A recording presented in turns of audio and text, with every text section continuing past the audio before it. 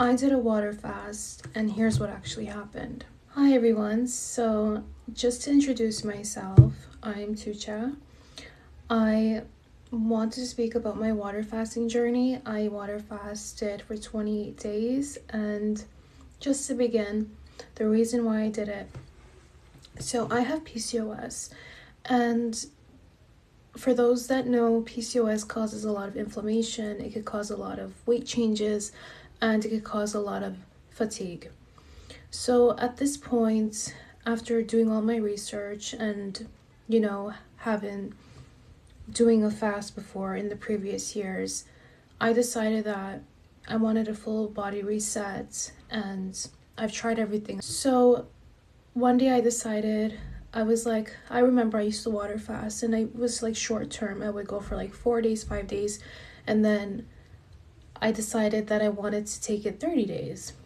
So the 30 days didn't work out, and my body was like, stop at 28 days. So what water fasting is, basically very self-explanatory.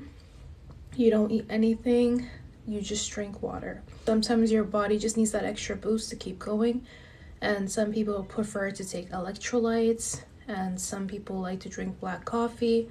But with me personally, I did strictly water and sometimes black coffee, because I thought that, the electrolytes would break my fast. So I stuck straight to water. Your body goes through a whole detox. And of course, like, people look at you like you're insane when you tell them I am fasting.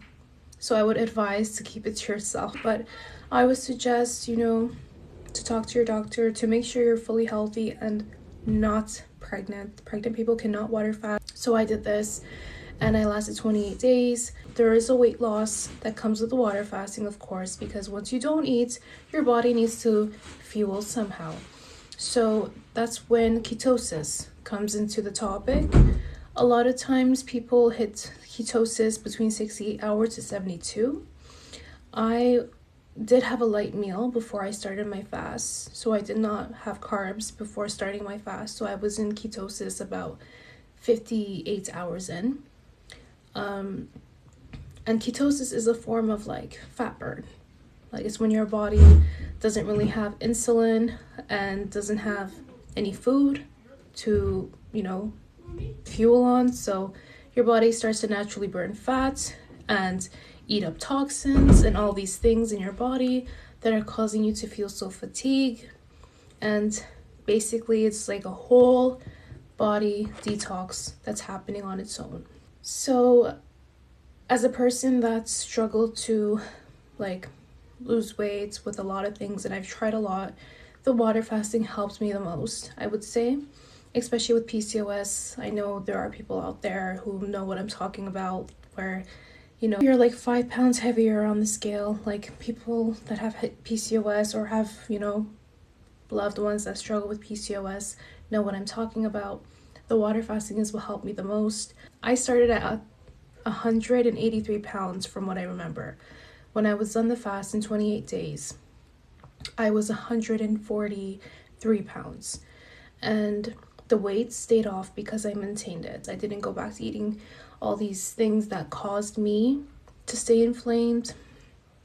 I didn't want to break out of ketosis, so I went on a keto diet for 2-3 months until I was ready to eat carbs again. So I was mainly protein based, and veggies, fruits, no pasta. And this went on for, as I said, 2 to 3 months until I introduced carbs again to my body. But at that point, my metabolism was back to normal, and I was continuing on with intermittent fasting. So I was doing the warrior diet. That's 20 hours fasting, 4 hours eating window. Some days I would actually fast for 23 hours and only eat for an hour. Keep the weight off. I know a lot of times it's what worked for me, so this is why I'm sharing my story.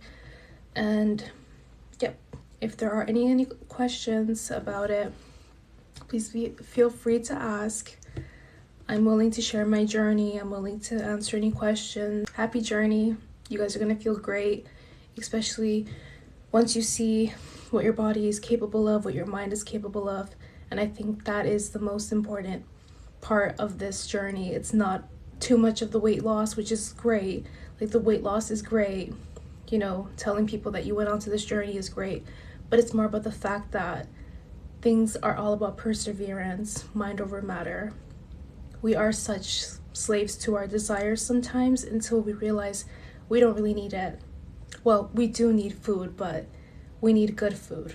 And I hope everybody is able to, have a positive mindset. If there's any weight goals that people want to achieve, especially in 2026, I wish you all luck and sending you all love and gratitude.